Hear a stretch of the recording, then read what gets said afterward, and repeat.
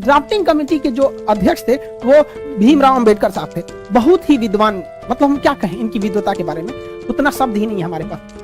संविधान बना कैसे, तो इसके अलग अलग कमेटी बनाई गई और उनकी जिम्मेदारी सौंपी गई कि आपकी ये कमेटी है, आपकी ये जिम्मेदारी रहेगी। राज्यों को कैसे चलाना है, ये राज्य कमेटी है, आप बताइएगा। तो अलग अलग करके ऐसे कुल 13 समितियों को बनाया गया था।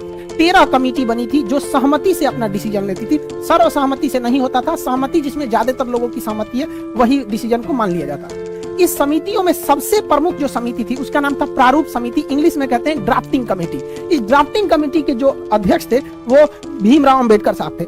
बहुत ही विद्वान, मतलब हम क्या कहें इनकी विद्वता के बारे में, उतना शब्द ही नहीं है हमारे पास। इन्होंने पूरे कमेटियों में आपस में कोऑर्डिनेशन बनाया, कहाँ क्या गलत है क्या सही है उसको सुधार कराया। तो भीमराव अंबेडकर 13 समितियों में जो सबसे प्रमुख समिति थी प्रारूप यानी ड्राफ्टिंग समिति, उसके चेयरमैन थे, जिस वजह से इन्हें फादर ऑफ इंडियन कॉन्स्टिट्यूशन के नाम से भी जाना जाता है। इसके अस्थायी सदस्य भले 2 दिन के लिए सच्चिदानंद सिन्हा थे, लेकिन अस्थायी रूप से राजेंद्र प्रसाद संविधान सभा के अध्यक्ष थे। इन्हीं के देखरेख में संविधान सभा अध्यक्षता करते थे। आप बैठिए, आप अपना डिसीजन सुनाइए, इस तरह से। और संविधान सभा के जो सलाहकार थे वो BN राव थे। BN राव बहुत ही विद्वान थे। इन्होंने विदेशी संविधानों का अध्ययन करके जहां से भारत में अच्छा लगा उन्हें समावेशित किया। इनकी विद्वता को आप ऐसे ही अंदाजा लगा सकते हैं कि इन्होंने म्यांमार के संविधान बनने में भी मदद किया था BN राव ने। इस तरह से संविधान बना। संविधान को बनने में लगभग 3 साल लग गए थे। 1946 से चालू हुआ और 1949 में फाइनली बन के तैयार हुआ था। इसे याद रखने का ट्रिक क्या है, 3 साल में तैयार हुआ था। 1 साल में कितने महीने होते हैं, 12 महीने। तो 1 साल में 12 महीने, आप 3 साल में ना 12 घटा दीजिएगा। जब आप 3 साल में 12 घटाते हैं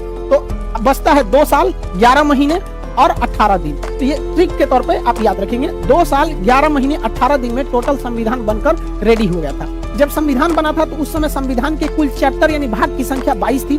ABCD जोड़ जाड़ के कभी मूल कर्तव्य डाल दिए, कभी कुछ डाल के वर्तमान में 25 हो गए हैं। जो अनुच्छेद यानी आर्टिकल थे वो 395 ही ओरिजिनली है। ABCD उसका जोड़ के 448 हो गया। ये आगे बढ़ते ही जाएगा यहाँ पर, लेकिन संख्या नहीं बढ़ेगी, ABCD ही करके जोड़ा जाता है। जब अनुसूची यानी शेड्यूल थे वो 8 थे, वर्तमान में अनुसूचियों की संख्या टोटल जो हो गई है वो 12 हो गई है। तो इस तरह से संविधान को बनाया गया। इतने मेहनत अपने प्रयास के बाद फाइनली भारत का संविधान बना, जो दुनिया का सबसे बड़ा लिखित संविधान हो गया। अब इसको बन के तैयार हो गया 26 नवंबर 1949 को। इस दिन हम लोग मना लेते हैं संविधान दिवस। लेकिन इसे लागू किया गया 2 महीने बाद 26 जनवरी 1950